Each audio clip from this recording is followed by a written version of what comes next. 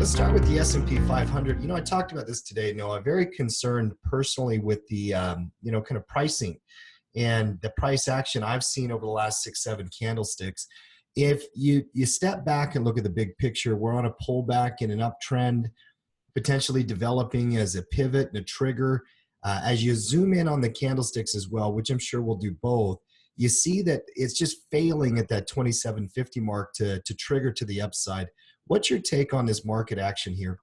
Well, I think part of it is, you got a big 2,700 zone and it's attempted to take off, but it keeps getting pushed back down. So you'll see the long shadows on the top kind of indicating that it rallied up, but then gave up that ground. And I think part of that might just have to do with the holiday week. This is historically a pretty low volume week. Don't expect a lot of price movement, especially with the holiday on midweek. It's a big travel time of year. But it is a big support resistance zone, and I would expect, a little bit better, movement out of that. This little sideways consolidation here tells me that it's not sure whether it's coming or going. And I can see that breaking down just as easily as I could see a rally coming out of it the next, week or so. So we'll just have to keep an eye on that. There's some big events here coming up later in the week, obviously. Number one is going to be the unemployment report that comes out at the first Friday of every month. It's been really a no-show event, though, for a long time. Historically, it can trigger something. It's just that unemployment's been at 3.8% this year. So we have record employment right now. Who knows, though, Friday. But I'm going to be more paying attention to the earnings season through the month of July, Noah. And especially with a rising dollar and everything's been happening in the currency markets, I wonder if they are hitting the earnings they can. You would think with the tax breaks for corporations, they should, right? It's going to be a telltale sign in July on what's going on with earnings. Let's move on to the volatility index. And this one is a dud right now. I mean, it did pop up to 16, stuck in the middle of that longer term range. When it's not above 20, I'm not going to get worked up too much.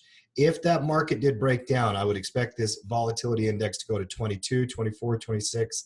Anything higher than that 26 mark is a concern, right? No, is that? I think you're the guy who had the rhyming number for the 26. What is it? Fix it 26. If it's above 26, options are for selling, not for buying. That's right. Yeah. So that's a number to keep an eye out on. Move on to crude oil, because I think this chart is probably more important to kind of focus on. Crude oil broke out, and Noah, what I want you to do for a couple minutes here is talk about how you play a breakout after a long run and then the momentum slows. Obviously, you got the signal. Anybody can see it. But now we've got small candlesticks. Read this one for me. Well, yeah, I mean, it's just that this is kind of an interesting place to be on the chart because it did clear resistance, which is I usually like to buy on resistance, but it's, those candles are slowing down. Now you might see it retest in that area and then take off.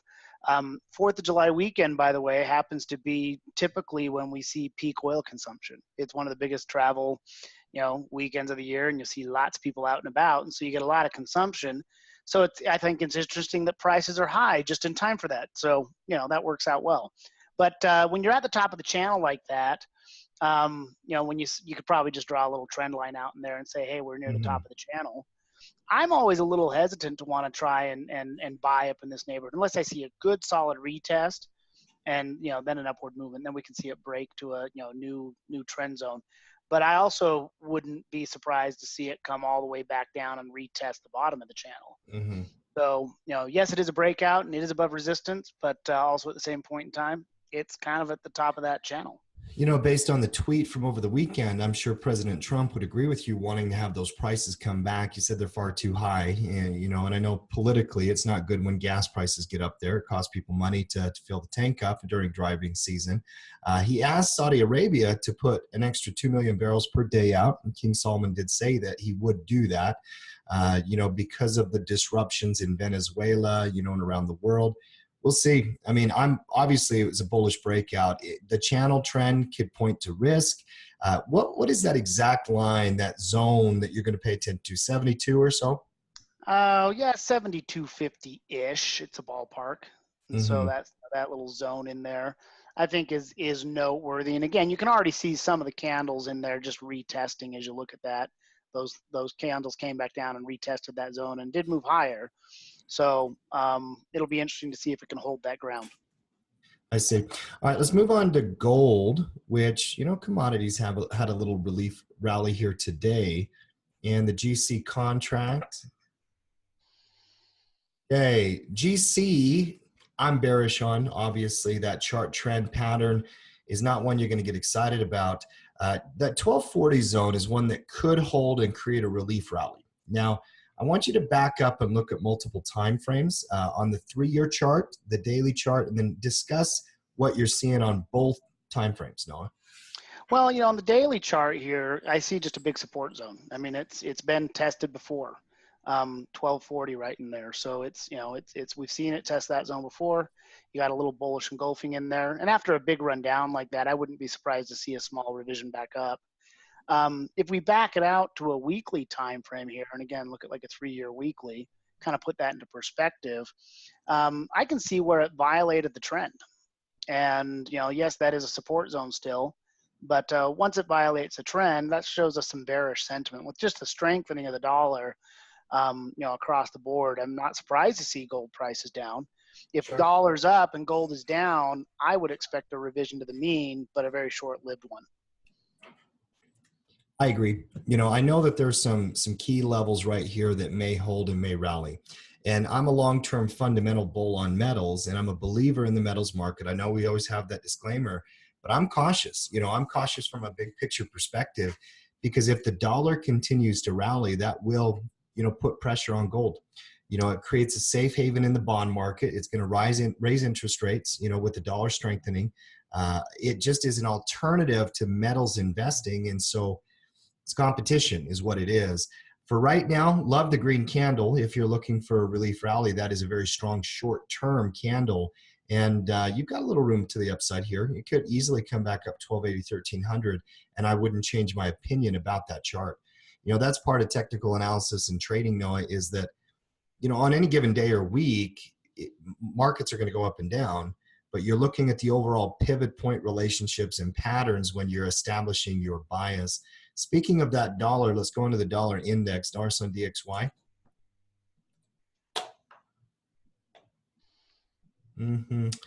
And general strength from a long-term perspective, slowing momentum. I think this one is a really good example of how slowing momentum can form through pivot point relationships. We started out there with a big run, smaller run, then even smaller run. Identify those 4 ranges and explain that concept, because I think it's a really good chart for that. Well, here you got a breakout and a really nice run up. And then, a little pullback. That's one of my favorite times to buy after a big, strong run. You'll usually see it followed up by smaller runs. And then you'll notice that the selling cycle also got a little bit bigger. And then the buying cycles are getting a little bit smaller. So the distance between those peaks is decreasing, which means, the price is still trending up, but the demand is just not pushing prices that much higher. And now you've almost got a double top, and it is still, kind of consolidating in an upward fashion, but I can see a little M in there. That's how topping patterns start to form. And, since we're going to be talking about the MACD, you'll notice the MACD shift from positive down towards negative, and you'll actually see a divergence in the indicator. That's what happens when you get slowing momentum. The prices slow down, you'll start to see that indicator diverge. That's a signal that, hey, it may be running out of gas. Now, you put that into context, that doesn't necessarily predict that it's going to go down. It just makes kind of sense. It's running up into a known resistance zone. Why wouldn't it slow down? You're muted, Tim. I sure am. So I'm coming off mute so you can hear me. One thing I really like about the MACD is also it's showing you the momentum change, but still the strength in the fact that it's in an uptrend. That's because it's above the 0 line, and whatnot. Consolidating though, and really that 95 level is becoming a significant level. I'm not a bull on fiat currency. I'm not. But I will tell you, you can make a strong case for the dollar right now. And earlier in the year, I was still bearish on the dollar, and part of that may just be my own perspective on the Federal Reserve and what they've done with monetary policy and all that kind of stuff. But I got to respect the strength in the short term, slowing momentum, caution. If it's going to break and run, that 95.5 level is going to be that key level. And by the way, the dollar is going to drive everything. Dollar breaking to the upside, gold probably goes down. They got an inverse relationship, right? And it's going to affect the bond market and interest rates as well. Let's move on to Bitcoin, one of my favorite to talk about. Price action in Bitcoin is difficult to, to measure, but we did have a nice candle to the upside yesterday. It looks like a gap on that chart because futures contract, but Yeah. good news over the weekend, had a little relief rally. Is there anything that you could see from a chart perspective to make you believe in these cryptos right now, Noah? Not yet. I need to see a failure of resistance. I need to see it starts taking out some highs. Maybe a higher low in there. Right now, it's still got kind of a downward drift, and so it doesn't give me a lot of confidence in wanting to buy. But it is testing that, call it 5,900, 6,000 zone, Mm-hmm. where you can see it's tested that back here in the past, and here it comes back down to that same zip code, and we do have a little rally out of that. Now, if it can start to clear a resistance zone or two, then I start to have a little bit more faith in it. But at this point in time, it's still kind of just drifting to the downside. If there are areas of the market that are going to show strength in terms of this environment that we're in, could be energy. Let's take a peek at a couple of the sectors here, Noah. XLE. XLE and XLB, they were in the heat map. They were green today, but still stuck in a range. Crude prices going higher could propel these, but still in a neutral range for now. Or materials, which is XLB, had a little relief rally off the bottom as well. In general, though, cautious. Leading the market charge to the upside throughout 2018 has been small cap stocks. Go to RTY/RTY. Yep.